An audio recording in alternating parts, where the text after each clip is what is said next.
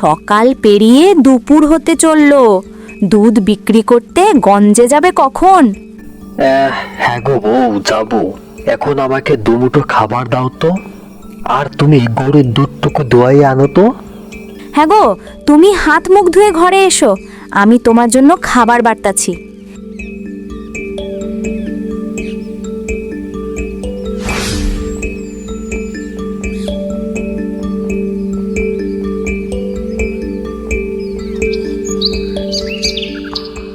এই নাও দুধটুকু, গঞ্জ নিয়ে বিক্রি করে আসো তো দেখি। হ্যাঁ হ্যাঁ বউ, দুধটুকু দাও তো দেখি। মনে হচ্ছে আজকে একটু বেশি বেলা হয়ে গেছে।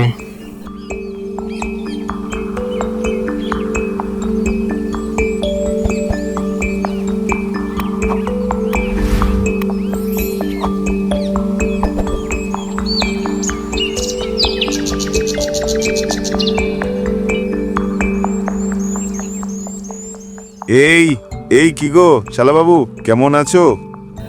আলহামদুলিল্লাহ, আল্লাহ রাখছে ভালো। তা দুলা ভাই, আপনি কেমন আছেন? আলহামদুলিল্লাহ, আল্লাহর অশেষ রহমতে তোমার বোনকে আর ভাগ্নেদেরকে নিয়ে অনেক ভালোই আছি। তা কি ব্যাপার, তুমি আমাদের বাড়িতে বেড়াতে যাও না? অনেক দিনই তো হয়ে গেছে। আমাদের কথা না হয় না মনে পড়লো, তো তোমার বোনকে কি মনে পড়ে না শালাবাবু? হ্যাঁ দুলা ভাই, আপনি যে কি বলেন, আপনাদের কথা মনে না পড়ে কি আর উপায় আছে? আপনি আমার সকল বিপদ আপদেই আমার পাশে থাকেন সব সময়। দুলা ভাই, কি আর বলবো, এ বছরের আবহাওয়া তো অনেক খারাপই গেল। বৃষ্টিপাতও হলো না। ধানের খেতে প্রতিদিনই সেচের পানি দিতেই হচ্ছে।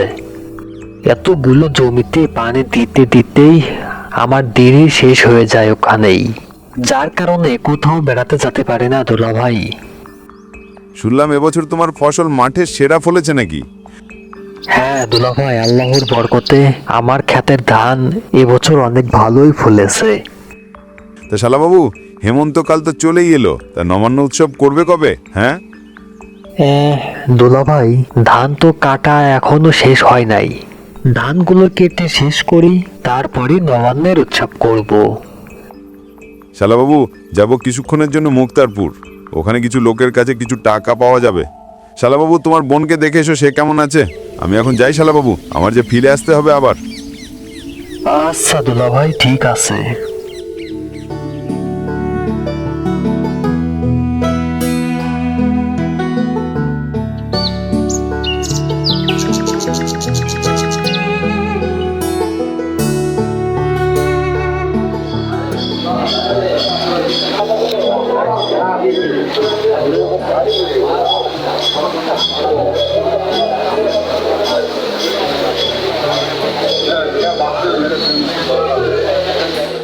রিমন ভাই, আজ যে তুমি এত দেরি করলে, কারণ কি রিমন ভাই?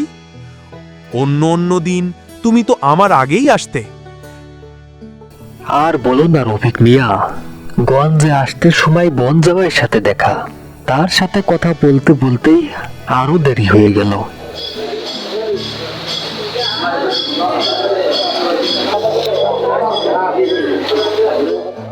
আরে কি সুন্দর নাদুস নুদুস হাঁস, দেখলেই যেন জিভে জল চলে এলো।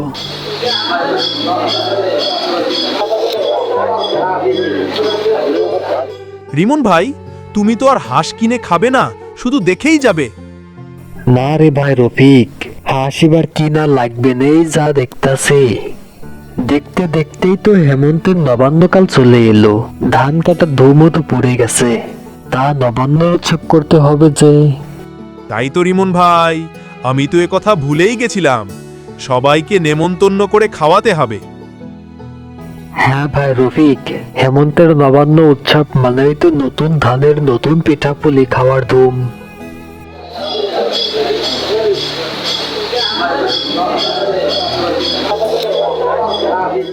এই এই যে ভাতিজা, আমার কাছ থেকে দুধ নিয়ে যাও। না চাচা, আমি তোমার কাছ থেকে দুধ নিব না। মা বলেছে রিমন চাচার কাছ থেকে দুধ নিতে।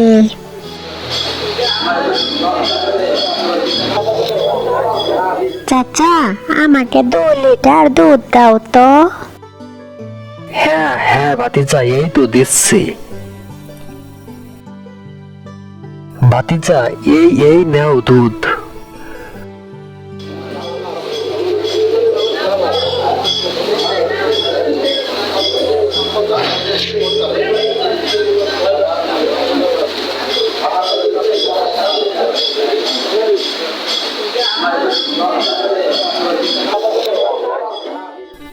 আজকে দুধ বিক্রি করে অনেক ভালো টাকাই পেয়েছি।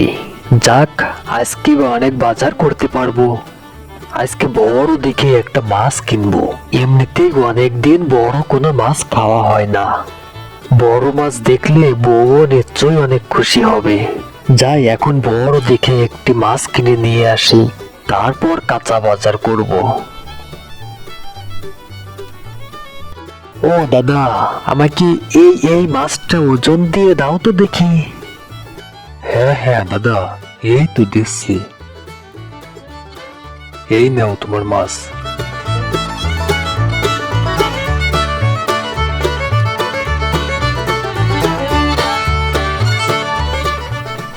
আজকে দুধ বিক্রি করে অনেক টাকারই বাজার সদাই করতে পারলাম। প্রতিদিনই যদি এরকম দামে দুধ বিক্রি করতে পারতাম, তাহলে আমার আর এত কষ্ট করে দিন কাটাতে হতো না। যাক, আজকের বাজারগুলো অনেক ভালোই হয়েছে।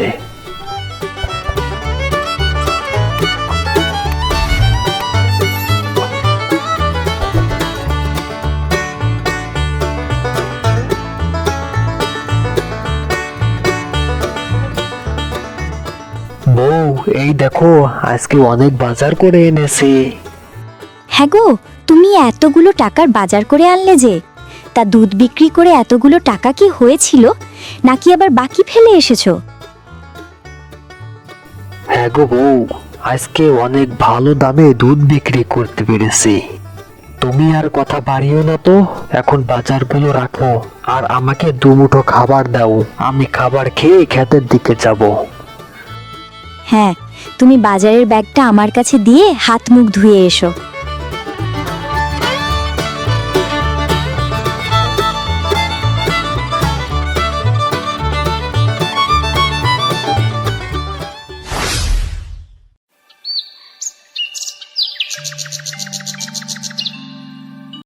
এই এই যে রিমন মিয়া, তাও দিকে কোথায় চললে? মোড়ল মশাই, যাবো একটু মাঠের দিকে। ধানগুলো তো পেকে গেছে, তা কেটে বাড়িতে আনতে হবে যে। তা রিমন মিয়া, জনপ্রতিনিধি হিসাবে আমি এলাকার সবাইকেই এবছর নবান্নের নেমন্তন্ন খায়াবো। তা তুমি আগামী শুক্রবার দুপুরে আমার বাড়িতে যাবে, তোমার দাওয়াত রইল। জি আজ্ঞে মোড়ল মশাই। এই রেমন মিয়া, ভুলে যাও না কিন্তু আগামী শুক্রবার।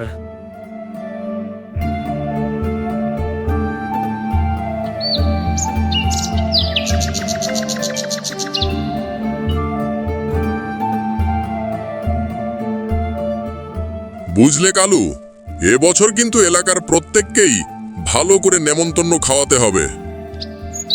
আগে মোড়ল মশাই, আপনাকে তো এর আগে কখনোই নবান্ন উৎসব করতে দেখি নাই, তা হঠাৎ এবছর নবান্ন উৎসব করতেছেন যে? আরে কালু, তুই কি আর বুঝবি? তুই তো শুধু খাস আর আমার পিছে পিছেই ঘুরে বেড়াই, তাছাড়া তার কিছুই করিস না। আর কিছুদিন বাদেই নির্বাচন, তোর কি তা মাথায় আছে রে কালু? হ্যাঁ, এতদিন মেম্বার নির্বাচন করছি, কাউকে কিছুই খাওয়াইনি। আগামীতে চেয়ারম্যানই নির্বাচন করব, তাই এলাকার প্রত্যেককেই একটু শক্ত করে হাত করে নিচ্ছি রে কালু, বুঝলি? জি আজ্ঞে মোড়ল মশাই।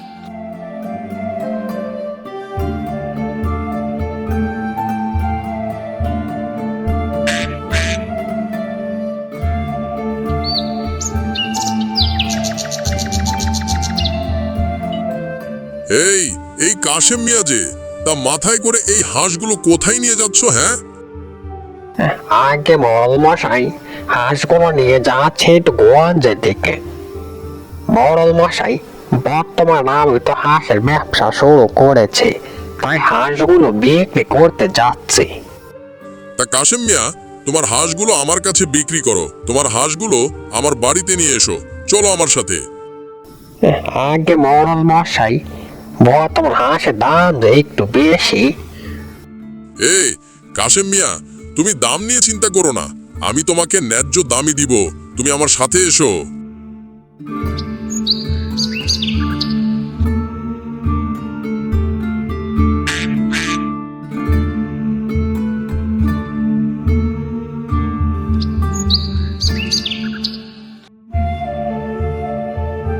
এই যে রিমন ভাই, তোমার ধান তো পেকে গেছে, তা কাটবে কবে? হ্যাঁ, হ্যাঁ ভাই রফিক, ভাবতেছি তো আগামীকালে ধানগুলো কেটে ফেলবো। তা তোমার যদি কোনো কাজ না থাকে তাহলে আমার ধানগুলো কেটে দাও রফিক মিয়া। আচ্ছা রিমন ভাই, ঠিক আছে। রফিক মিয়া, আরো লোকজন তো ঠিক করতে হবে। চলো তোমাদের এলাকায় যাব, ওখানে কিছু লোক পাওয়া যায় কিনা।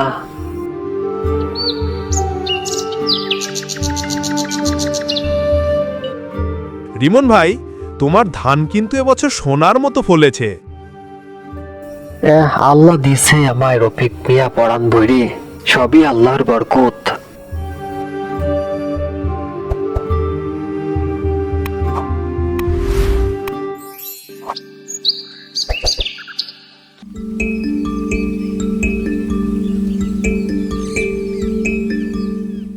কাশিম ভাই, মনে হচ্ছে তুমি মোড়ল মশাইয়ের বাড়ি থেকে আসলে। আরে লাল বলতো যে, হ্যাঁ মোড়ল মশাইয়ের বাড়ি থেকে আসলাম। তা মোড়ল মশাইয়ের বাড়িতে কারো নামে কোনো বিচার করতে গিয়েছিলে নাকি?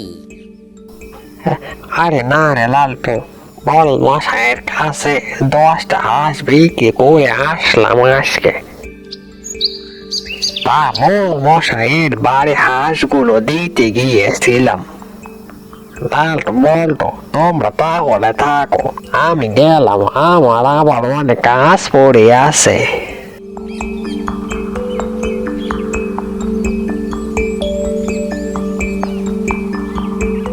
কিরে বল্টু, কি বুঝলি? লালটু ভাই, আমি যা বুঝেছি তুমিও কি তাই বুঝেছ? তাই যদি বুঝো তাহলে আজ রাতেই এই না হলো আমার ভাই, তুই তো আমার মতোই হয়েছিস রে বল্টু, সংক্ষেপেই সবকিছু বুঝে যাস। দেখতে হবে না কার ভাই, সবাই বলে চোরে চোরে মাস্তাতো ভাই, আর আমরা বলি চোরে চোরে। চোরে চোরে আপন ভাই। বল্টু চল, এখন আমরা বাড়িতে গিয়ে প্রস্তুতি নেই।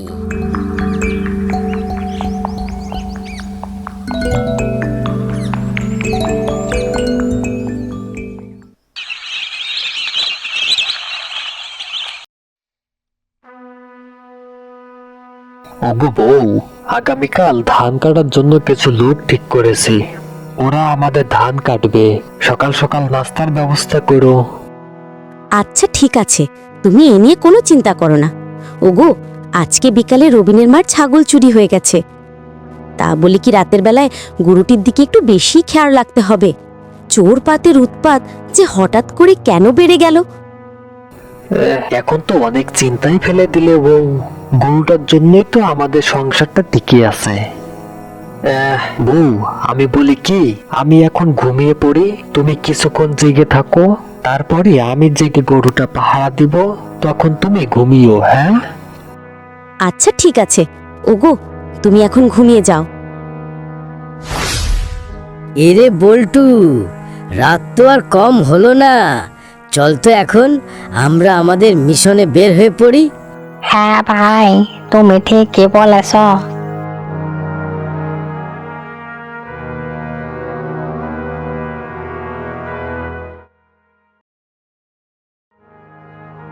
কিরে বল্টু, দেওয়াল টপকাতে পারবি তো? হ্যাঁ, নাকি আবার পড়ে যাবি?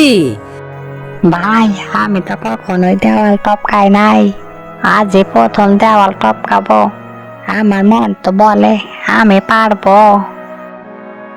তাহলে চল দেওয়ালটা টপকে ভিতরে ঢুকে পড়ি।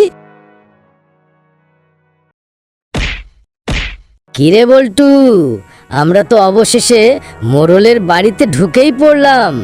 এখন চল চারিদিকে ভালো করে খুঁজে দেখতে হবে কি কি আছে নেওয়ার মতো? হ্যাঁ হ্যাঁ ভাই, চলো। এখন বেশি দেরি করা আমাদের উচিত হবে না। বেশি দেরি করলে আবার ধরা পড়ার সম্ভাবনা থাকতে পারে।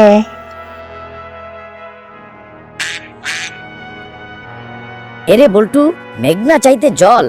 দেখ, আমাদের সামনেই হাঁসগুলো খাঁচায় আটকানো আছে। আজকে বেশি লোভ করা যাবে না রে বল্টু। চল, হাঁসগুলো নিয়েই আজকের মতো কেটে পড়ি। হ্যাঁ হ্যাঁ ভাই, তাই করো।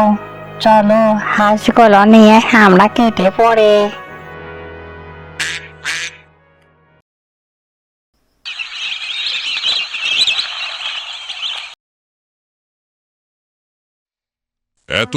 এতগুলো লোক থাকতে আমার বাড়িতে চুরি হয় কি করে?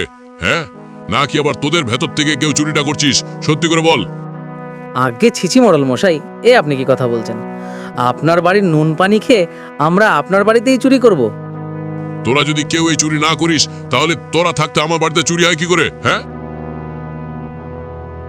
আগে মডল মশাই সারাদিন এত খাটাখাটনি করে শরীরটা রাতে একদম ছেড়ে দেয় মডল মশাই, তাই একটু বেশিই ঘুম হয়। চোর বেটা যে কখন এসেছিল তাই একদমই আলা পাইনি মডল মশাই। যদি আলা পেতাম তাহলে চোর বেটাকে ধরেই ফেলতাম। আর দারোয়ান সাহেব, তুমি কি করছিলে? হ্যাঁ, তুমি কি রাতে ঠিক করে পাহারা দাও নাকি আবার ঘুমিয়ে থাকো? হ্যাঁ, আগে মোড়ল মশাই, চোর বেটা বাড়ির সামনের গেট দিয়ে প্রবেশ করেনি, এটা আমি নিশ্চিত করে বলতে পারি, কারণ সারা রাত জেগে আমি গেটের সামনে পাহারা দিচ্ছিলাম মোড়ল মশাই। চোর বেটা নিশ্চয়ই আপনার বাড়ির পেছনের দেয়াল টপকে ঢুকেছে। হ্যাঁ দারোয়ান সাহেব, মনে হচ্ছে তুমি ঠিক কথাই বলেছ। চোর বাটা নিশ্চয়ই পিছনের দেওয়ার টুপকে আমার বাড়িতে ঢুকেছিল। এখন শোনো সবাই, আজ থেকে দিনে ও রাতে চোখ কান খোলা রাখবে। আগামীতে কোনো চোর যেন আমার বাড়িতে প্রবেশ করতে না পারে। আগামীতে আমার বাড়িতে যদি কোনো কিছু চুরি হয়, তাহলে তোমাদের মাইনে থেকে চুরির সমস্ত ক্ষতিপূরণ কেটে নেওয়া হবে। কথাটা যেন মনে থাকে সবারই।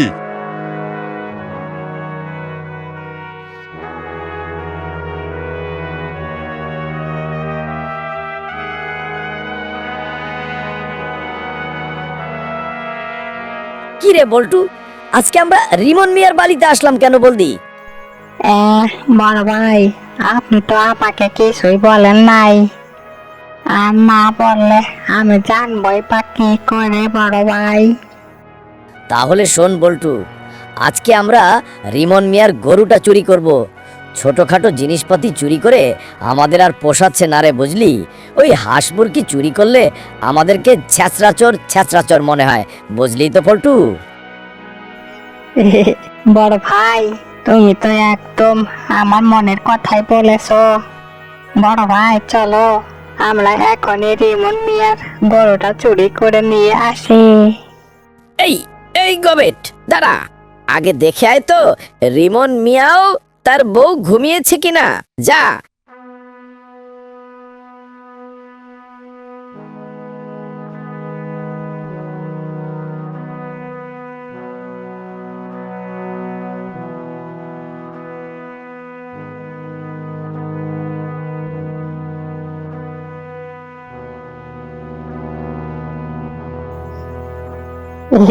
বড় ভাই, রিমন মিয়া ও তার বউ ঘুমিয়ে একদম কাদা হয়ে আছে। তাহলে চল বল্টু, আমরা এখন রিমন মিয়ার গোয়াল করি ফাঁকা।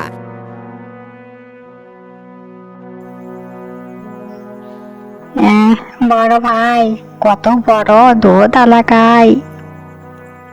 এটা বিক্রি করতে পারলেই তো একটা না অন্তত 6 মাস আর আমাদের চুরি করতে হবে না।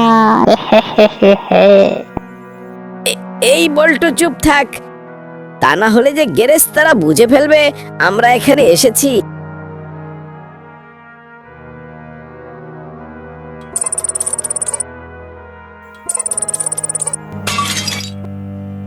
এরে বল্টু, আমাকে নামা, দেখ আমি উল্টো হয়ে গেছি। বড় ভাই, তুমি আমাকে নামাও, দেখো আমি উল্টো হয়ে ঝুলতেছি।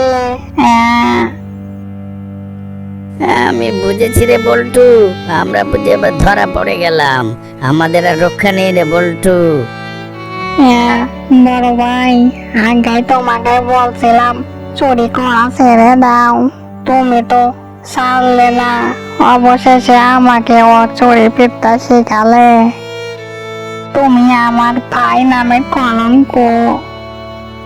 আমি একবার শুধু এখান থেকে ছাড়া পাই, আমি আর তোমার সাথে থাকবো না।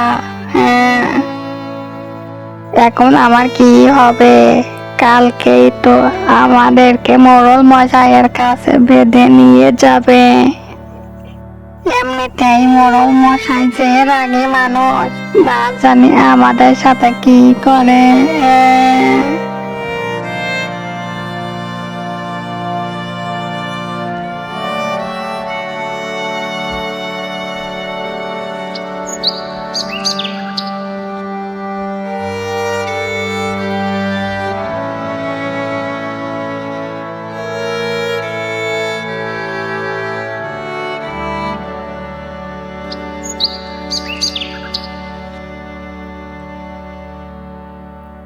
তাহলে তোরাই সেই চোর, তাই না?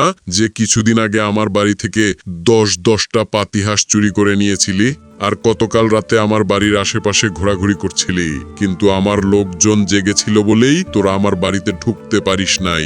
হ্যাঁ মোড়ল মশাই আমাদেরকে এবারের মতো ক্ষমা করে দেন। মোড়ল মশাই, আমরা আর কখনোই এমন কাজ করব না। আমরা যদি মরেও যাই তবুও চুরি করব না মোড়ল মশাই। চুপ বেটা চুপ, একদম কথা বলবি না তোরা। তোদেরকে রিমন মিয়া ধরতে না পারলে তো তোরা এই গ্রামের সবার বাড়িতেই চুরি করতি। আজকে তোদেরকে শাস্তি পেতেই হবে। আর রিমন মিয়া, তুমি একটা দারুণ কাজ করেছো, তাই চোর ধরার পুরস্কার স্বরূপ আমি তোমাকে কিছু টাকা পুরস্কার দিব। তুমি এই টাকা দিয়ে তোমার আত্মীয় স্বজন দিয়ে হেমন্তের নবান্ন উৎসব করো। বলতেই হয় রিমন ভাই, তোমার কি কতাল! হ্যাঁ, চোর ধরে 5,000 টাকা পুরস্কার পেয়ে গেলে। হ্যাঁ, শুধু দেখলেই হবে? হ্যাঁ, পেছনে খরচা আছে। এ হে হে হে হে হে হে। বন্ধুরা, এই গল্পটি থেকে কি শিখলে?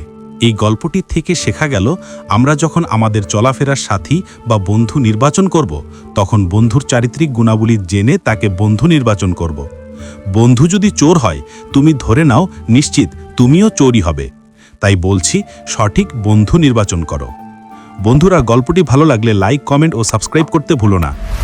সাবস্ক্রাইব করার জন্য ধন্যবাদ সবাইকে।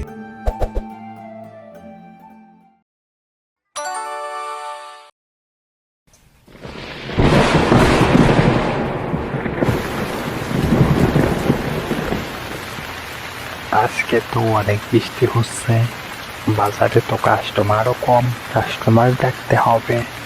এই মাংস লন, মাংস, এই মাংস লন, মাংস লন, অনেক দামে মাংস লন। 1 কিলো মাংস নিলে 100 গ্রাম মাংস একদম ফ্রি। এই মাংস লন।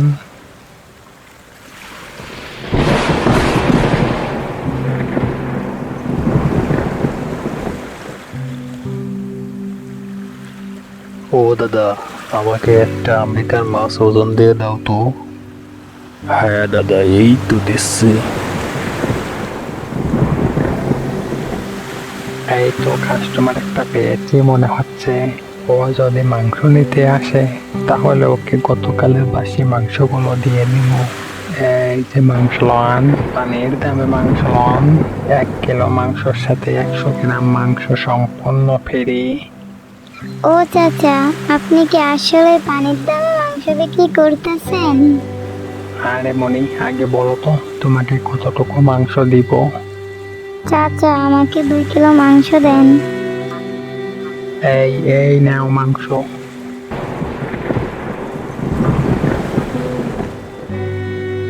এই মেয়ে, আমার টাকা দিয়ে যাও। এই মেয়ে, এই, আরে কে ওকে ধরো, ও আমার মাংস দাম না দিয়ে চলে যাচ্ছে।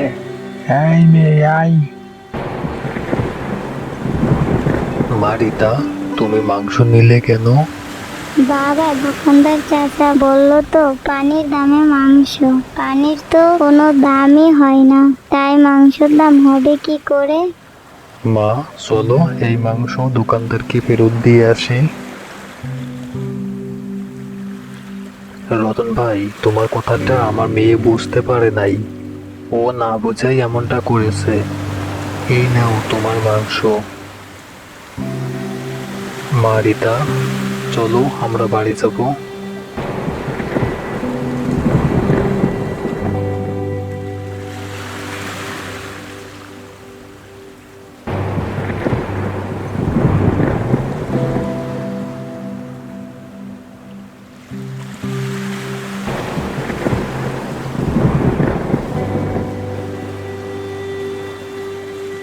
বউ, বাজার করো, ঘরে নিয়ে রান্না বসাও, আমার অনেক ক্ষুধা পেয়েছে। হ্যাঁ, বাজারের ব্যাগটা আমার কাছে দাও তো। বউ, আমাকে যে কাজে বের হতে হবে। বাইরে তো অনেক বৃষ্টি হচ্ছে, আজকে কাজে না গেলে হয় না? না বউ, কাজ না করলে এই বর্ষায় কাজটা আমার থেকে হাতছাড়া হয়ে যাবে। তখন যে আবার অন্য কাজ পেতে অনেক কষ্ট করতে হবে। এমনিতেই ওতে বৃষ্টির কারণে কাজ খুবই কম। ছাতাটা নিয়ে বের হয়েও, বৃষ্টি যেন মাথায় না লাগে।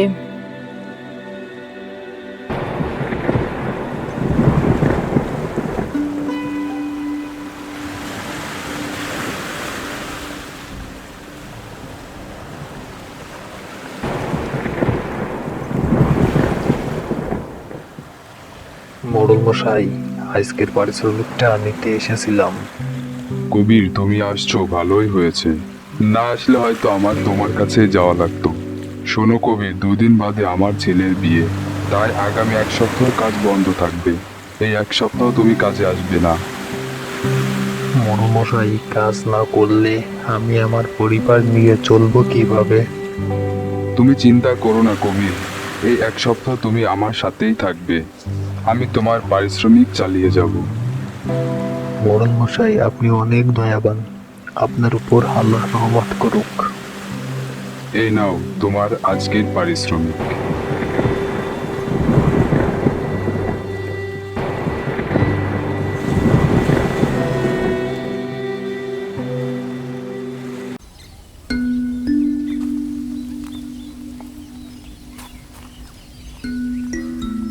বাবা, আমাকে কিছু সাহায্য করবে? আমি 2 দিন যাবৎ কিছুই খাইনি। আপনি আমার বাবার বয়সী, আমার বাবা আজ বেঁচে থাকলে হয়তো আপনার মতোই দেখতে হতো।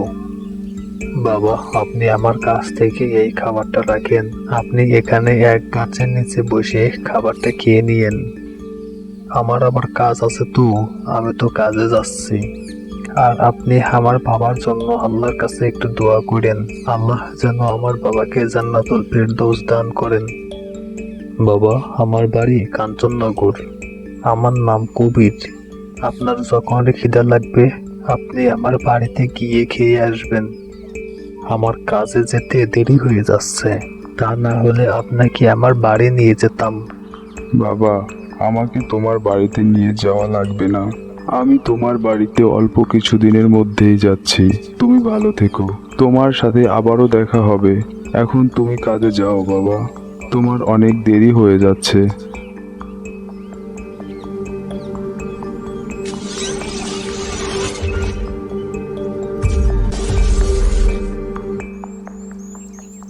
এই মাংস লন, মাংস লন, পানির দামে মাংস লন। 1 কিলো মাংসের সাথে 100 গ্রাম মাংস একদম ফ্রি। দেশি গরুর মাংস, একবার খেলে বারবার খেতে মন চাইবে। তাই আর দেরি নয়, এখনই নিয়ে যান গরুর মাংস। এই মাংস লন, মাংস লন, পানির দামে মাংস লন। 1 কিলো মাংসের সাথে 100 গ্রাম মাংস ফ্রি। রতন মিয়া, আগামীকাল আমার ছেলের বিয়ে, আমার 300 কিলো মাংস লাগবে। তুমি কি পারবে আমাকে 300 কিলো মাংস দিতে? অবশ্যই অবশ্যই মোড়ল মশাই, আমি থাকতে আপনার আর মাংসতে চিন্তা করতে হবে না। আমার দোকানের মাংস এই গঞ্জের নাম করা মাংস। আমি আগামীকাল সকাল সকাল আপনার বাড়িতে আমি নিজে গিয়ে মাংস দিয়ে আসবো, আপনি কোনো চিন্তা করবেন না। রতন, এই নাও তোমাকে কিছু টাকা অগ্রিম বায়না দিয়ে গেলাম। যাকে এই সুযোগেই আমার গত কয়েকদিনের বাসি মাংসগুলো বিক্রি হয়ে যাবে, আর 300 কিলো মাংসের পরিবর্তে 250 কিলো মাংস দিব। এই দামে আমার ব্যবসা লাল লাল হয়ে যাবে। আহা, কি আনন্দ! আকাশে বাতাসে।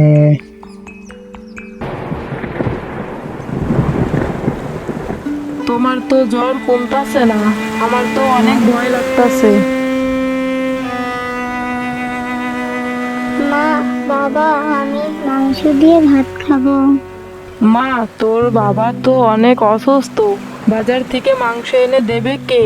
মা, মা, আমাকে কিছু টাকা দাও, আমি বাজার থেকে মাংস নিয়ে আসি। মা তুমি তো মাংস আনতে পারবে না, তোমাকে দোকানদার ঠকাবে। মা, তুমি রিতার কাছে কিছু টাকা দাও, দেখবা ও ঠিকই মাংস কিনে আনতে পারবে। তুমি যেহেতু বলছো তাহলে দিচ্ছি। হ্যাঁ, মাংস লন, মাংস লন, দেশি গরুর মাংস লন। 1 কিলো মাংসের সঙ্গে 100 গ্রাম মাংস একদম ফ্রি। হ্যাঁ, মাংস লন, মাংস লন, পানির দামে মাংস লন। তাই আর দেরি নয়, এখন নিয়ে যান দেশি গরুর মাংস।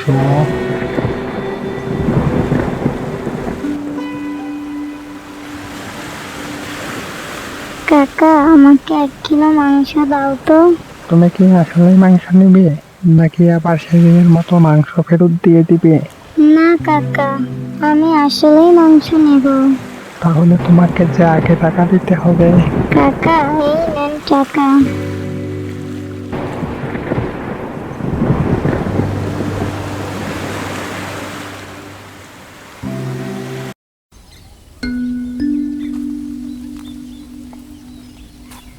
কবির, কবির, বাবা বাড়িতে কি আছো? বউ, দেখে তো কি এসেছে।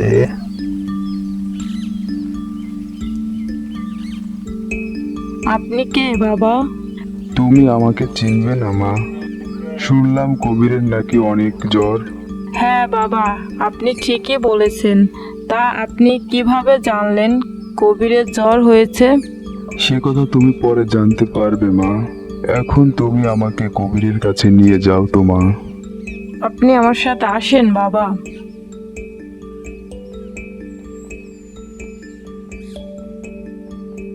কবির বাবা, তুমি কোনো চিন্তা করো না।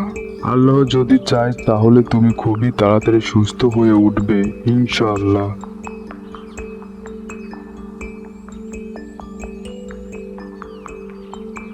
বাবা, আপনার হাতে কি যেন মোজেজা আছে। আপনার হাত আমার কপালে লাগতেই আমার শরীরের জ্বর যেন পালিয়ে গেল। এখন তো আমি সুস্থতা অনুভব করছি। কবির বাবা, আমি এখান থেকে যাওয়ার পরেই তুমি উঠে বসবে। আল্লাহ আমার ওসিলায় হয়তো তোমাকে শেফা দান করবেন। বাবা, আমার হাতে সময় খুবই কম, আমি আর এক মুহূর্তও থাকতে পারবো না। বাবা, আপনি আমার বাড়িতে এসেছেন, আর খাবার না খেয়েই চলে যাবেন? না বাবা, আমার হাতে একদমই সময় নেই। আল্লাহ যদি চায় তাহলে আবারও আসবো তোমাদের দেখতে।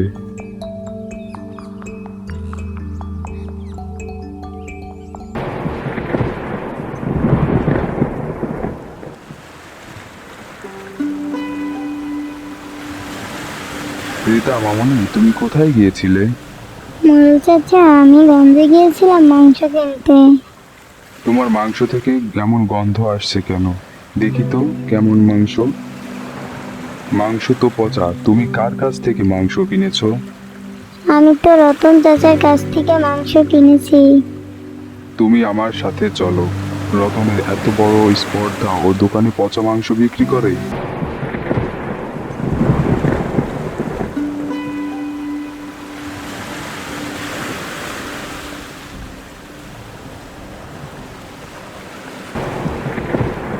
রতন, তুমি এ কি মাংস দিয়েছো?